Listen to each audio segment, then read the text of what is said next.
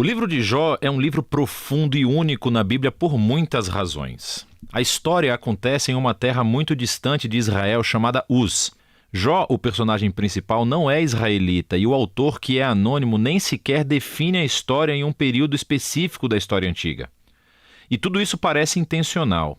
É como se o autor não quisesse que nos distraíssemos com questões históricas, para nos concentrarmos simplesmente na história de Jó e nas questões apresentadas pela sua experiência de sofrimento.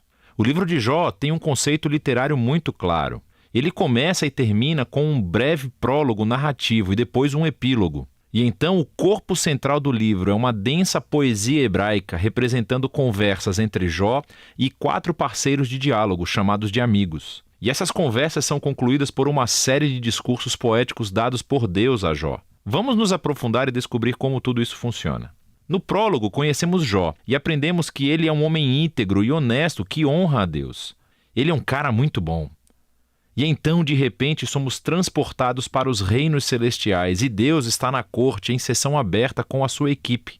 É uma imagem muito comum no Antigo Testamento que descreve como Deus governa o mundo.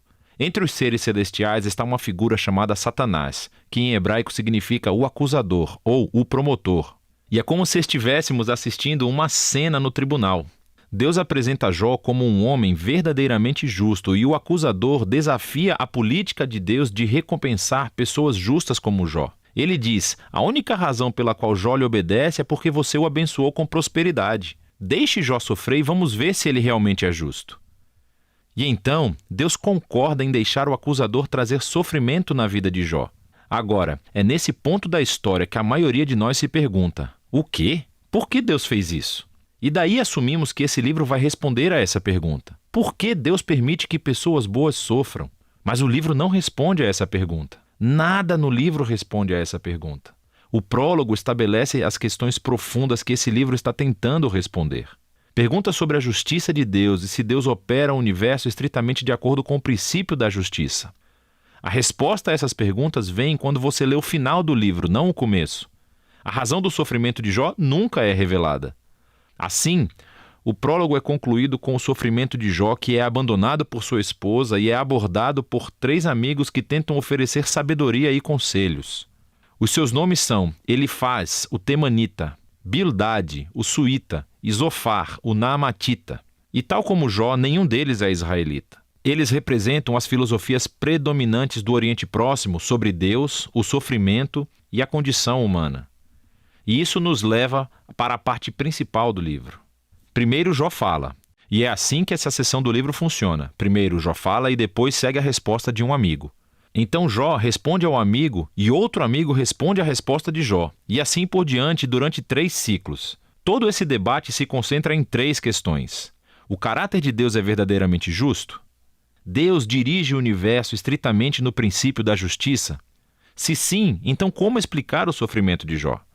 Como veremos, Jó e seus amigos partem de uma grande suposição sobre a forma como a justiça de Deus deveria existir no mundo, considerando especificamente que cada detalhe que ocorre no universo deveria estar de acordo estritamente com o princípio da justiça. Então, se você é uma pessoa sábia e boa e honra a Deus, coisas boas acontecerão com você. Deus te recompensará.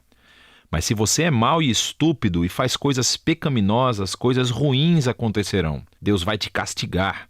O argumento constante de Jó através dos seus discursos é esse. Antes de tudo, ele é inocente, e a implicação disso é que seu sofrimento não é um castigo divino. Agora, através do prólogo, sabemos que ambas as coisas são verdadeiras. Lembre-se que o próprio Deus disse que Jó é justo e irrepreensível. Assim, Jó conclui seu argumento acusando Deus. Ou Deus não comanda o mundo com justiça, ou, pior ainda, o próprio Deus é simplesmente injusto. Os seus amigos, por outro lado, discordam. Seu argumento é que Deus é justo, sendo a implicação que Deus sempre governa o mundo nos moldes da justiça dessa forma.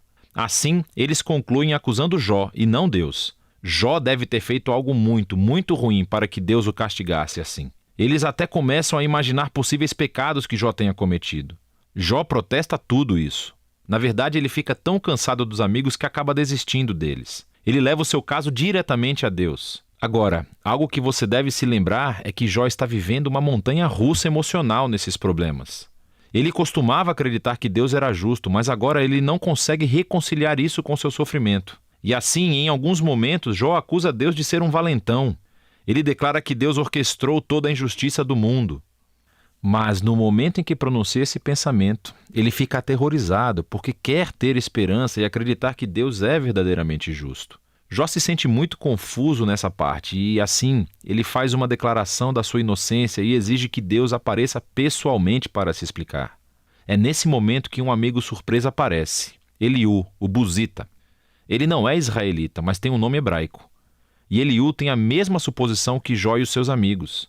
Ele argumenta que Deus é justo e que isso implica que Deus sempre opera o universo de acordo com a justiça. Mas Eliú tem uma conclusão mais sofisticada sobre por que as pessoas boas sofrem. Pode não ser castigo pelo pecado no passado. Deus pode trazer sofrimento como um aviso para ajudar as pessoas a evitarem o pecado no futuro. Ou Deus pode utilizar a dor e o sofrimento para moldar o caráter ou ensinar lições valiosas. Eliú não afirma saber por que Jó está sofrendo, mas uma coisa ele sabe: Jó está errado em acusar Deus de ser injusto. Jó nem sequer responde a Eliú e os diálogos chegam ao fim. É como se a sabedoria dos antigos tivesse chegado ao fim e o mistério permanecesse. Então, de repente, Deus aparece em um redemoinho e responde a Jó pessoalmente. Ele primeiro responde à acusação de Jó de que ele é injusto e incompetente em administrar o universo. Então Deus leva Jó em um passeio virtual para conhecer o universo e ele começa a fazer várias perguntas sobre a ordem e as origens do cosmos. Jó estava vivo quando Deus criou a Terra ou organizou as constelações? Jó alguma vez comandou o nascer do sol ou controlou o clima? Deus controla todos esses detalhes cósmicos que Jó nunca imaginou.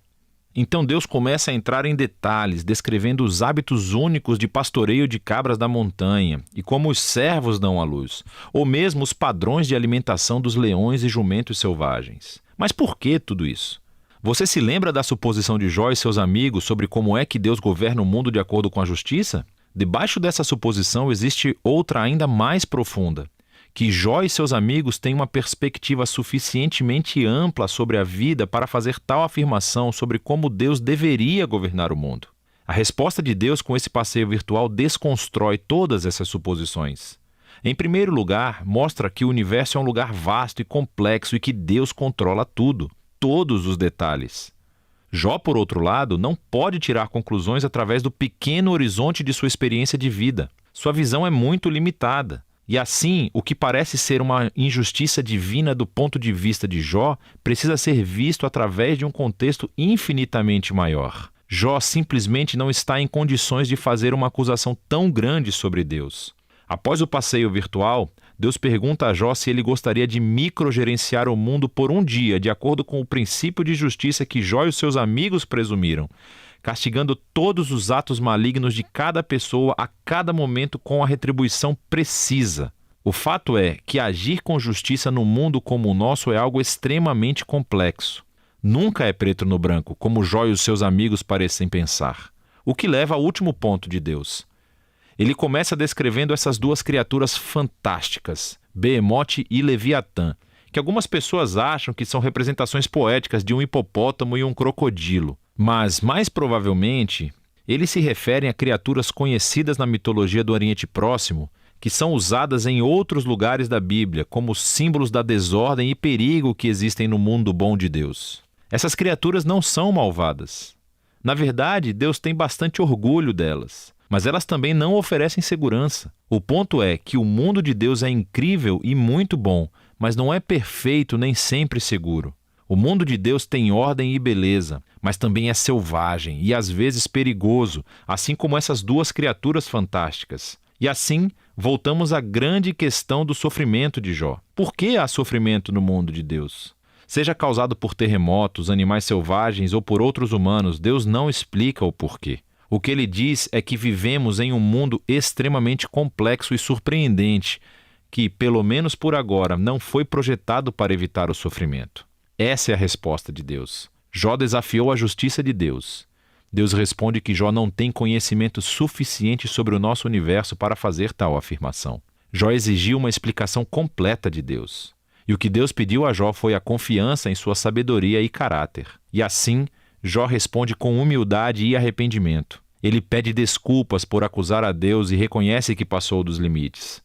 Então, de repente, o livro conclui com um breve epílogo. Primeiro, Deus diz que os amigos de Jó estavam errados, que as suas ideias sobre a justiça de Deus eram simples demais e não eram completamente verdadeiras à luz da complexidade do mundo ou da sabedoria de Deus. E então, Deus diz que Jó falou corretamente sobre ele. Isso é surpreendente porque não se aplica a tudo o que Jó disse. Quer dizer, sabemos que Jó tirou conclusões precipitadas e erradas, mas ainda assim Deus aprova a luta de Jó. Como Jó veio honestamente diante de Deus com toda a sua emoção e dor e simplesmente queria falar com o próprio Deus. E Deus diz que esse é o caminho certo para processar tudo isso, através da luta em oração. O livro é concluído com a restauração da saúde, da família e das riquezas de Jó, não como uma recompensa por seu bom comportamento, mas simplesmente como um generoso presente de Deus. E esse é o final do livro. Assim, o livro de Jó não revela o enigma de por que coisas ruins acontecem a pessoas boas. Pelo contrário, nos convida a confiar na sabedoria de Deus quando deparamos com o sofrimento, em vez de tentar descobrir as razões para isso. Quando procuramos razões, a nossa tendência é de simplificar Deus. E tal como os amigos de Jó, ou como o próprio Jó, acusamos a Deus, mas com base em evidências limitadas. E assim, o livro nos convida a levar honestamente a nossa dor e o nosso pesar a Deus e confiar que Deus realmente se importa e que Ele sabe o que está fazendo. E é disso que trata o livro de Jó.